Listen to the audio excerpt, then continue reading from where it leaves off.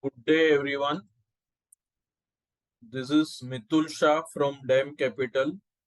On behalf of DAM Capital, I welcome you all to the Q4 and year-ended March 24 earning call of Apollo Tyres Limited. From the management side, we have Vice Chairman and Managing Director Mr. Neeraj Kanwar, CFO Gaurav Kumar, and members of IR team. Without taking much time, I hand over to the call to Neeraj sir for opening remarks, post which we can open the call for Q&A. Over to you, sir. Thank you, and good afternoon, my friends, and thank you for joining us today. I welcome you all to this post-results quarter call, and I'm pleased to provide an update on our company performance and outlook. As you may be aware, that Satish has decided to take early retirement and pursue his personal interests. It was an emotional moment for the organization yesterday, but we understand and respect his decision. We wish Satish all the very best in his well-deserved retirement. I would also like to congratulate Gaurav, our CFO, for joining the board. The board of directors have approved his appointment as a whole-time director, obviously subject to shareholders' approval. Gaurav's presence on the board will further strengthen our financial lens on strategic decision-making. Congratulations, Gaurav. In terms of operating performance, despite several headwinds this quarter, the team has once again delivered a healthy performance with consolidated EBITDA margin of nearly 16.4%. Few years back, we came out with our vision of 2026 targets. I would also like to take this opportunity to highlight that despite less than favorable market conditions, the team has not only achieved but has exceeded targets in 3 out of 4 key financial targets, well ahead of the defined timeline of 2026. Talking about these, in terms of consolidated EBITDA margin, against a target of 15%, we have achieved a target of 17.5% margin for FY24.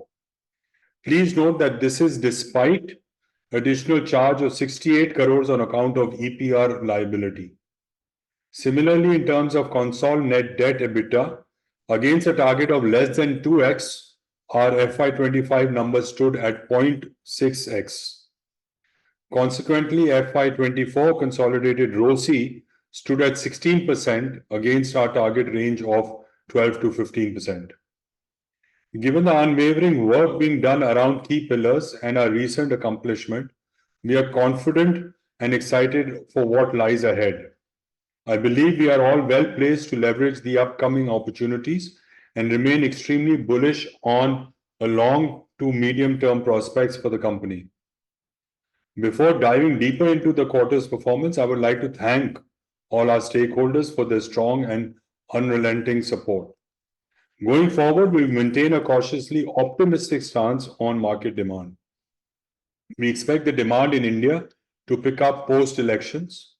We have already registered a double-digit growth in our commercial vehicle and passenger car volumes for the month of April 2024, while demand in the agri segment also seems to be coming back. Coming to Europe, we expect the demand momentum to be better in FY25 compared to last year. In Europe also, markets registered a double-digit growth in volumes in the month of April 2024. We are extremely well placed to leverage improving demand momentum, given our investments in our factories, in our infrastructure, in our product and marketing. As always, we are keeping a close watch on the markets and our cost. We aim to maintain strong operating performance through a mix of efficiency gains, superior sales mix, and well-timed pricing actions. We'll continue to be judicious about capex and will continue to focus on sustainable and profitable growth. With this, I conclude my opening remarks and I hand over the call to Gaurav. Thank you. Gaurav, over to you. Thank you, Neeraj, and good afternoon, ladies and gentlemen. Continuing from where Neeraj left, let me share further details of our operations from last quarter. The consolidated revenue for the quarter stood at rupees 62.6 billion, flattish compared to the same quarter last year. The consolidated EBITDA for the quarter at rupees 10.3 billion was a margin of 16.4% compared to 16% in the same period last year. This included the EPR liability on the India operations, which Neeraj talked about. Excluding that, the consolidated EBITDA would have been at 17.8%. Coming to the balance sheet, we have been able to further improve our leverage ratio given the focus on cash flow and profitability. The net debt to EBITDA for the consolidated operations was at 0.6x at March 24 versus 1.4x at the beginning of the year. Over the year, we have reduced our leveraging by a significant rupees 18 billion. Helped by a healthy margin performance, strong capex control, our consolidated ROCE for FY24 stood at 16%, an improvement of around 600 basis points compared to last year, and significantly above our stated targets in the current vision period.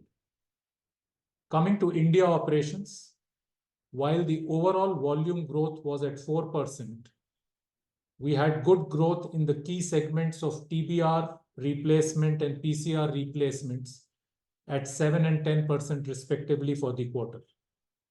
The replacement segment has also shown good growth for the full year. Exports are already showing encouraging signs of pickup. The revenue for this quarter was rupees 43.9 billion, a small growth over the same quarter last year, and a more than 1% growth over the sequential quarter. The EBITDA for the quarter stood at rupees 6.8 billion, a margin of 15.6% compared to 15.9% in the same period last year. Again, if we exclude the EPR liability of rupees 685 million, the margin for India operations would have been at 17.2%, just a little below previous quarter margin. We continue to maintain the market leadership on profitability. We will mitigate the margin impact of EPR regulation through price increases, which had been already announced in May. In terms of outlook, we expect the demand momentum to get better, and we are already seeing good signs already, which Neeraj talked about. In terms of raw material outlook, we expect the raw material cost to go up by mid-single digits in the current quarter. We will seek to negate that through price increases. Given our strong focus on business fundamentals, cost control, free cash flow generation, we expect the operating performance to continue to be strong. The net debt to EBITDA for India operations stood at 0.7x at the end of March 24. Again, a debt reduction of rupees 11 billion in the current year in India operations. Coming to Europe operations, the revenue for the quarter was euro 182 million, up 3% Y-on-Y. This was against a subdued market scenario. While the market overall for the year declined for all the product segments, including PCLT, TBR, we showed signs of recovery with our volumes in these segments showing growth. We have gained market share across all product categories. The EBITDA for the quarter stood at euro 35 million, with a robust EBITDA margin performance of 19.1% compared to 18.1% for the same period last year. This has been our best ever Q4 performance for the European operations. In terms of outlook, markets are expected to be better than last year. We are already seeing encouraging signs in April, as Neeraj talked about. We expect the operating performance to remain healthy, helped by our focus on product mix and enrichment, cost optimization. Our UHP proportion continues to improve. The actual capex cash flow for FY24 was significantly lower than the guidance as we curtailed capex. Against a guidance of rupees 1,100 crores, the spend was only around 700 crores. And our capex guidance for the coming year, which is FY25, is in the region of rupees 1,000 crores. We will continue to focus on profitability, free cash flow generation, and improvement in return ratios, as we have continuously talked about. With this, I conclude my opening comments. Thank you. We'll be happy to take your questions. We'll start with a Q&A session. Those who wish to ask question, please raise your hand. Accordingly, we'll start them. We'll wait for question queue to get assembled.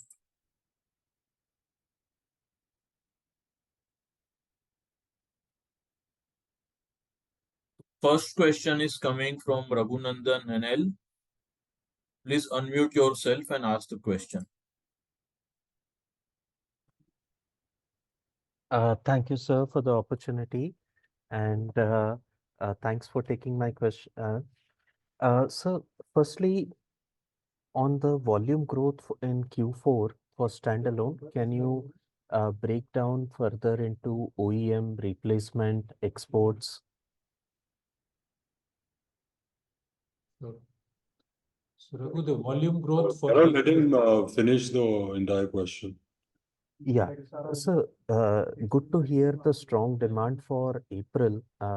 In terms of the expectations, can you talk about how you see the replacement growth for the overall industry in TBR and PCR for full year FY25? Would it be reasonable to assume a mid-single digit growth for TBR and maybe a better high single digit growth for PCR? And also on the export side, there is strong double-digit growth last few months. Can you talk of expectation for exports from India and also Europe growth for Vredestein? Okay. So Gaurav, you want to take the first one? Yes. So Raghu, the volume growth for Q4 replacement, I already talked about 4%. OEM was a negative 10%, and exports in the last quarter was a very strong growth of 30% plus.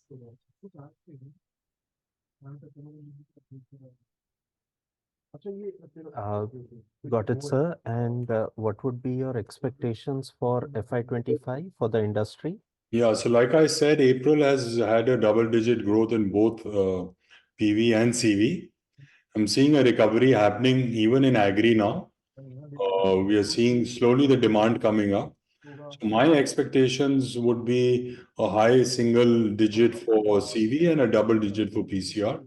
And I'm coming from the back of all the infrastructure spends that have been going on in India currently. And once the elections are over, there's going to be a lot of thrust into infrastructure and building roads and building ports. So we will see a lot of mileages on CV. And yes, consumer demand is up. So you will also see the passenger car cycle going up. And so you are right in saying our exports have grown in the last quarter of Q4. And we see Q1 also going in the same direction. As long as things remain same, I'm also bullish about exports going out of India. So if you can elaborate a little where you're seeing which categories, which regions are doing very well for you, and what can further help that growth during the year? Okay, so MEA, Middle East and Africa is now coming back up. Okay, that had gone down. So we see certain areas like Saudi coming back up. We see certain areas of Africa coming back up. Also, our operations in America have started picking up. So there's exports happening to the US from here. And I'm now talking generally about both CV and passenger car segment. So, when you're entering a new market, it does take time to build the brand and to build the network. So things are going in the right direction and more headways are being made in these main markets that I'm looking at. Obviously, Europe also, like I mentioned to you, has had a double-digit growth in the month of April. We are a little bit cautious on Europe, given the uncertainties in Europe. But Vredestein is making good headway, specifically in the UHP, UUHP segment, where already we are looking at above 45% of our pie is in that segment, in the higher end of the segment. Thanks for that, sir, and congratulations on increasing that UHP share to 47%.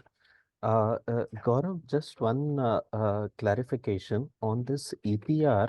How is this EPR being calculated? EPR ratio stands at 0.8% of domestic sales for Apollo T minus 2, while one of your peer has indicated a EPR ratio range of 1.2 to 1.4%. Just trying to understand how the computation has happened. That's all from my side. So Raghu, on the EPR, as per the regulation, on the commitment for 2 years prior, it was linked to 30% of production, and for the previous year, it was linked to 70%.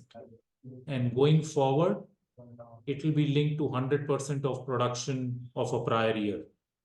So that is why you see difference, first of all, even within the same company's figure for different years. The second factor which would make it different for different companies is relating to buying of certificates, and at what price the certificates relating to complying with the EPR obligation are picked up. That may vary across the company.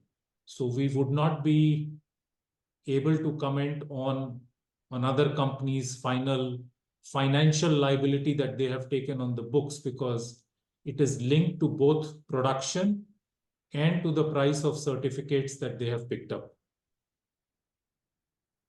Thank you, Gaurav. Very helpful. I'll come back in the queue. Thanks, Raghu. Just in the volume or EBITDA per ton.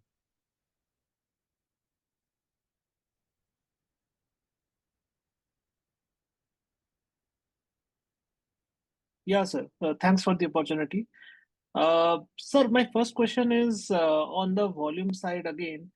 Uh, I mean, if we see on the OE side, probably for the full year also, we have seen decline compared to growth in the industry. So first, here your thoughts probably, I think one reason might be that we have focused more on profitability. And going ahead this year also, we do see OE industry sort of probably growing in single digits. So do you think our trends on the OE side will probably continue in the coming year also, or do you expect here we will probably grow ahead of the industry? So some thoughts on the OE growth for this year? Siddharth, the overall for the full year, the OE volumes were almost flat. We had strong growth in the passenger car segment. The area which pulled it and negated it down was a negative growth in the TBR OEM segment. Particularly the large higher capacity trucks sold less, and with the growth coming very strongly in the area of buses, where we have stayed away on profitability reasons. We expect with the kind of infrastructure spends that are happening, volumes will come back on the cargo movement side of MHCV, and that should provide us growth in this current year. Okay, got it. And second is, sir, on this replacement side in truck and bus segment, can you just indicate what will be our market share currently and maybe last year, similar quarter, any trends there? So right now, the market share numbers are broad estimates, because we do not have the published industry figures. We expect our market share to be broadly in the high 20s, closer to 30%. We've had volume gains even in the full year for TBR and for overall replacement. So we would have continued to maintain gain share in TBR replacement. with whatever market share losses coming would be on TBR OE. Okay, got it. Second, sir, question on the pricing. So we have indicated up to 3% price increase. Can you probably quantify on a blended level for us how much ASP increase can we expect or has happened probably in May? And given the cost increase now on the commodity side, which you have indicated, how much more cost price increase we need to take to sort of offset this cost impact? The broad indication, Siddharth, and we will still get to know the actual price cost. In May, we have taken about 3%. That negates the entire EPR and maybe to a certain extent raw material. We may need another small increase to completely cover the entire raw material and the EPR cost increase for Q1. Okay, sir. Got it. Thanks. I'll come back in the queue. Thank you, Siddharth. Your next question is from Amin Pirani. Please unmute yourself and ask your question.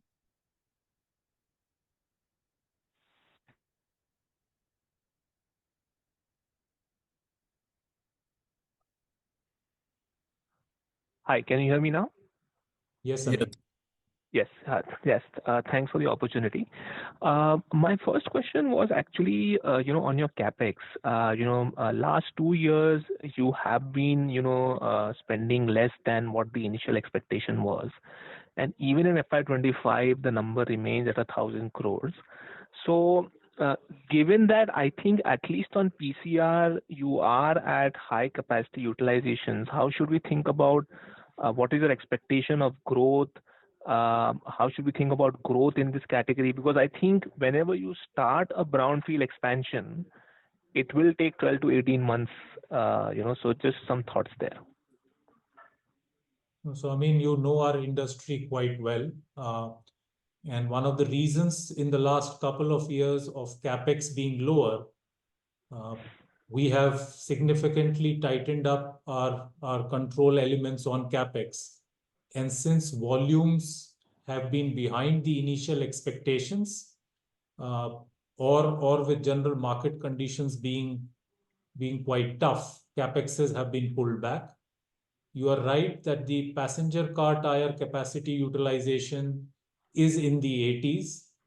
If the current expectations on demand hold up, and we will be carefully watching that, maybe in the second half, we will start a small capacity expansion on passenger car. Nothing has been committed yet, but a small amount is budgeted in the number that I talked about, which will lay the foundation for a capacity that we need in FY27. We are well covered for FY25 and FY26. Understood. And Gaurav, we've been mentioning in the same forum about AI and machine learning and the enhancement we are doing through these tools on productivity increases in all our PCR plants. And we believe that we could look at a close to a 10% to 15% increase in productivity from the current equipments that are already in the plants through AI and machine learning. And that's our target that we are taking. So any growth that is coming, first, we will look at a capex light model, which is investments in technology and in digital, and then only go for these small expansions that Gaurav has spoken about. Great. That's good to know. My second question is, like you mentioned at the beginning of the call, you have exceeded on your leverage targets. So the corollary to that, something which you have not guided for, but which would be, interesting to know is how should we think of dividends? Because if you are actually throwing up significant amounts of cash flow, balance sheet is stronger, and capex looks like near term is not going to be that high, how should we think of dividend going forward? Well, I mean, we have a very clearly listed dividend policy, which has been cleared by the board, which is to say that the payout has to be between 20 to 35%. We also have to look at future spends as we go along. And therefore, the board yesterday only has declared a 6 rupees dividend, which is an all-time high. So we keep balancing it out, looking at market conditions and looking at our own capex outlay that we have in mind, and looking at also the environment and the economy. And so very clearly we have been within the 20 to 35% range depending on markets. And Gaurav, anything? I mean, this policy has been firmed up looking at the benchmark of the global tire industry, auto component industry. And in fact, the attempt has been to be at the higher end.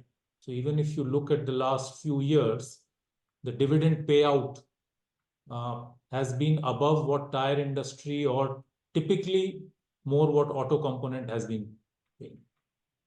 No, I appreciate that. I think the question is just that while your FY26 target was to remain below 2 times net debt to EBITDA, clearly, obviously nobody knows what's happened in the future. Unless, there is something really going wrong, hopefully you will be net cash at some point of time in the next 12 to 18 months. And as a net cash company, then how should we think of dividends was the directional, question that I was trying to ask. Board would be better placed, but highly unlikely that we would borrow to go up on dividend. That we borrow cash because there is not enough debt on the balance sheet just to distribute out. But in a scenario like you have painted, I mean, pretty much all the excess cash generated would then possibly be paid out to the shareholders. Understood. That's good to know. Thank you. I'll come back in the queue. Next, we have a question from Arjun Khanna. Please unmute yourself and ask the question. Hi, thank you for taking my question. My first question is regarding to EPR. If you could help us understand, so these provisions have actually been, these are just provisions, or have we actually purchased the certificates as required under the regulations? Secondly, are there enough certificates available for the volume of production that we would have, probably what we would have done 2 years back to purchase this year for the entire industry domestic sales? And three, have we registered as just a manufacturer, or are we registered also as a recycler under the Act? So Arjun, we are in the process of purchasing the certificates. We have not purchased the entire lot because, as you yourself rightly said, right now the quantum of certificates available is in shortfall vis-a-vis the overall requirement. But the provision has been made based on the current purchases for the entire amount of certificates. The availability of certificates also is improving as we go along. It is significantly better today than it was a quarter back. And that is why we've been able to meet a certain amount of requirements as actually buying the certificates. We will have to check, but from what I recall, we are listed as or registered as a manufacturer, not as a recycler, but we can check and get back to you. Sure. Sir, this was only in the limited context of certificates not being available. Do you see a scenario where we would also have to go into recycling? If that is the case, it will be examined as a separate business proposal, Arjun. We will not get into recycling because of a certificate need, because even from a government perspective, they are clear that the necessary infrastructure, the necessary requirements from the recyclers in terms of making certificates available has to evolve. A manufacturer would not be forced to get into recycling to meet this compliance. Sure, very helpful. So the second question is, if one looks at our top line, one does see a slower growth on the domestic side with respect to our peers, essentially indicating we probably would have lost some market share. At what point in time do we take corrective measures, or we are on the margin okay losing market share? Just your thoughts, please. As I have mentioned always, that going forward, the new mantra for Apollo is profitable growth. And in that profitable growth, we have given up on some sizes that we believe are not profitable, specifically to do with smaller sizes and also looking at different channels.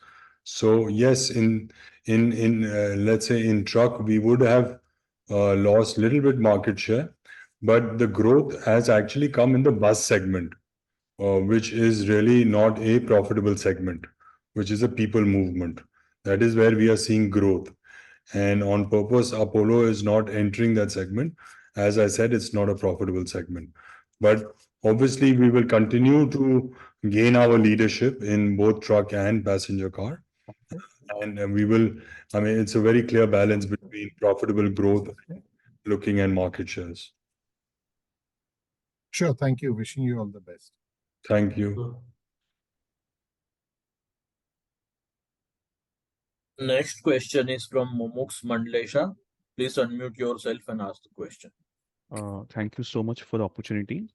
Gaurav sir, to you, on the blended price hike, which was taken at end of April, it's a 3% on blended, right, sir? That's correct, Mumuksh.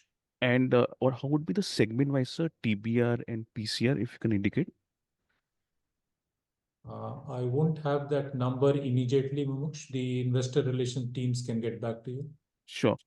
And one of the major peer is delaying the price hike. How would you see that? Would it make it more difficult to take price increases ahead? That's a fine balance, Mumuksh. We always have to see and then balance out. We can't go way out of the industry or the pricing ladder. We have always taken the lead on price increases, and we will balance that looking at the overall industry scenario and our own profitability targets internally. Whether we will take another price increase based on competitor action, etc., we'll have to see the overall scenario and take a call. Got it, sir. And on the Europe side, margins have grown well, sir, despite flat revenues. So what are driving margins? Is the price increases, better mix, sir? The large part of driving in the last quarter was a better mix. As Neeraj talked about, the UHP proportion was significantly higher at 47% against our more steady state average of 43%. And that's the constant endeavor of that operations to continue to enrich the product mix, which is a significant boost to profitability. Any price hikes, sir, in Europe? Not yet. Now with the raw material scenario, they would be looking at price hikes. Got it. Just lastly, on the other expenses in the standalone business, has grown by 7%, excluding the EPR expenses on a flat revenue Q on Q. So what has led to the increase and what should be the run rate going ahead? Apart from the EPR, the other increases are fairly standard, some higher spends in advertising, brand promotion, etc. There could be one-off spikes, I would say, in a quarter or so. Apart from the EPR, it will come back to a steady state. Great, sir. Thank you so much for this. Thank you. Before we go to next participant, I would like to highlight that those who want to ask the question, please raise your hand. Next question is from Siddhartha Bera. Please unmute yourself. Thanks, sir, for the follow-up. Just some data on the Rife&Com business, if you can share the revenue margins for the quarter. Sure, Siddharth. So for the quarter, the Rife&Com revenues were 35 million with a break-even EBITDA.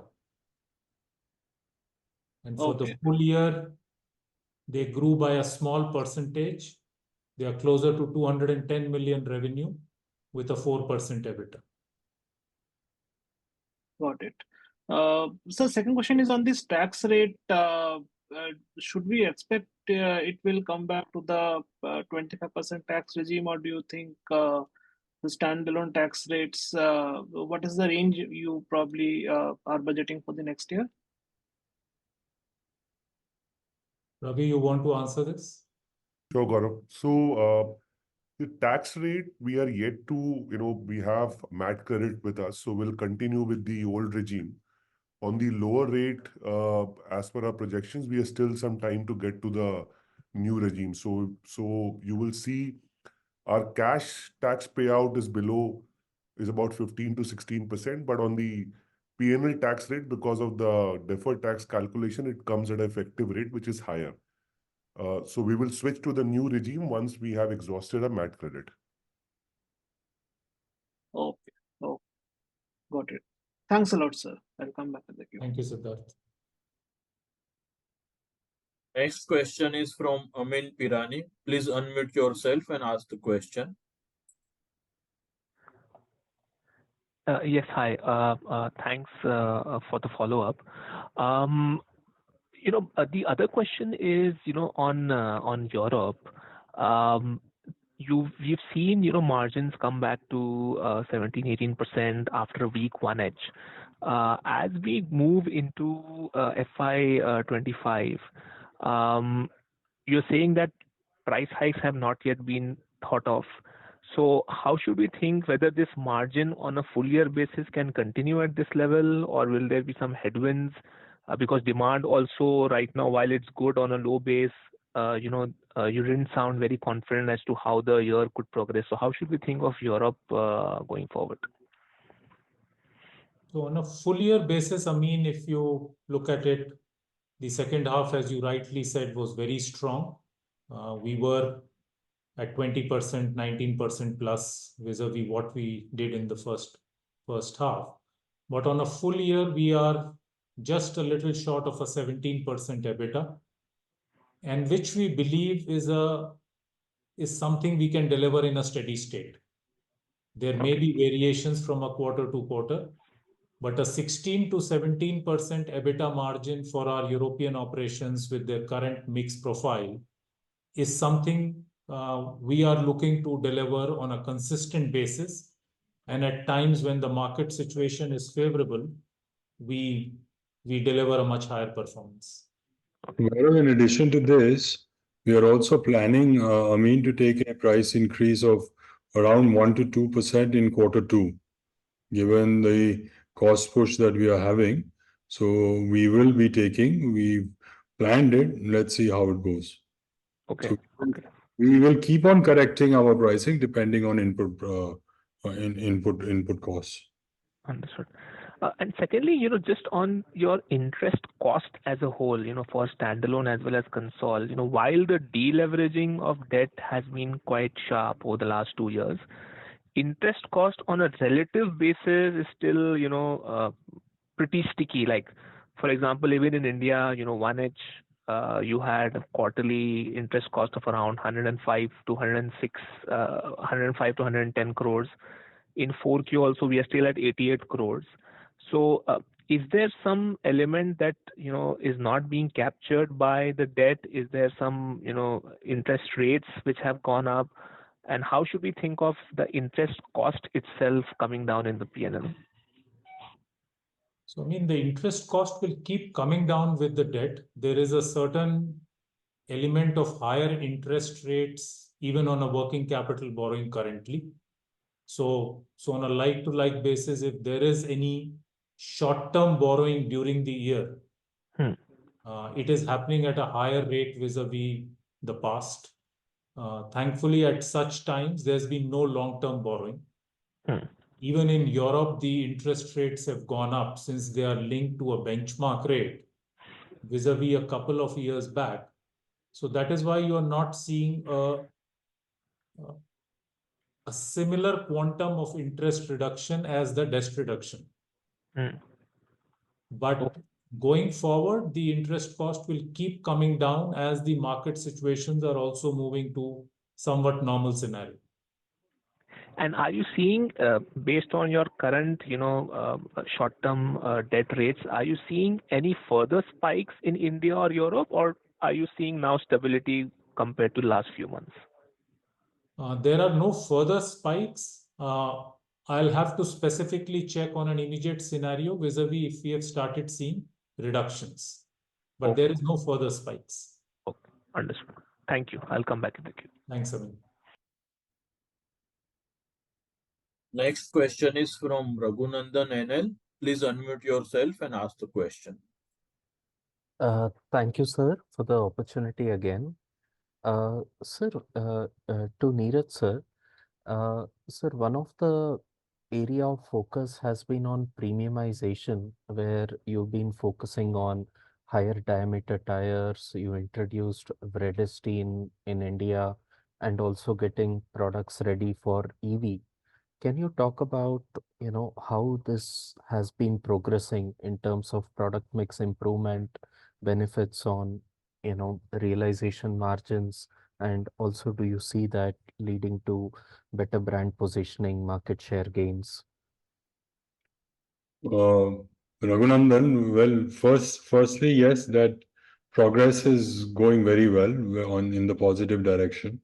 So let me talk about Europe. Like I mentioned in my opening remarks, UUHP has gone to 47% of our total pie, and therefore you are seeing better, healthier profit margins in Europe also. Secondly, we did launch the Vredestein brand in India, where we are seeing a good customer demand for the brand. Slowly, gradually, there is growth in volumes in the Vredestein brand.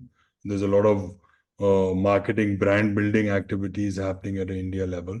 And these are good margin products that we are selling in the market. And you would see that as far as Apollo is concerned with its Indian peers, we are, as far as profitability, EBITDA margins are concerned, we are at the leading position. And one of the main reasons is because of the richer product mix that has been introduced in both the markets, specifically Europe and India. So we will continue to put in money behind technology, behind brand building in these certain segments of the market where the profit pools are far better than the smaller diameter markets. Thanks, sir. Just to follow up, in terms of the luxury segment for PCR, would there be white spaces or would we be covering majority of the market as of now? Are you talking in India? In India, sir. Yeah, we are covering we would be covering nearly 70 to 80% of the market through both brands, through Apollo and Vredestein.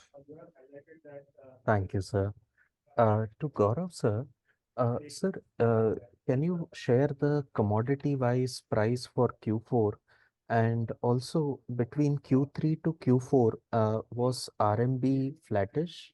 And between Q4 to Q1, what is the kind of increase you expect? So Raghu, between Q3 and Q4, the RM was flattish. Natural rubber was at around 163. Synthetic rubber at around 155. Carbon black about 120.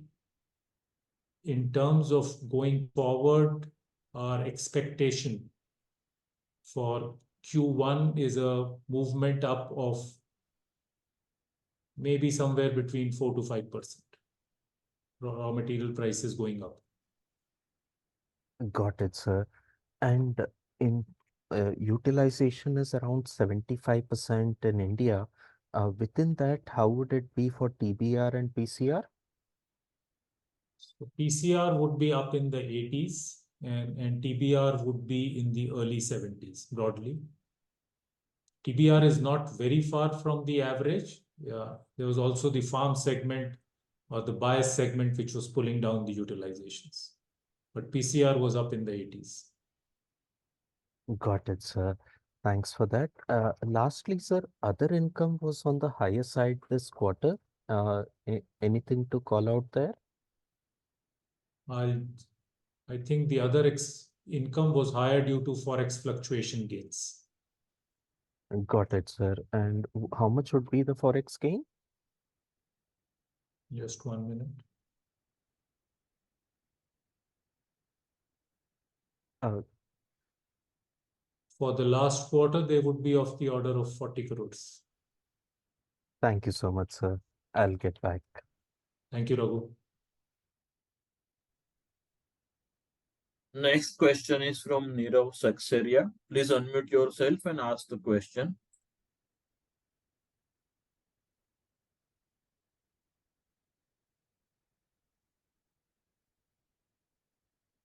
Nirav?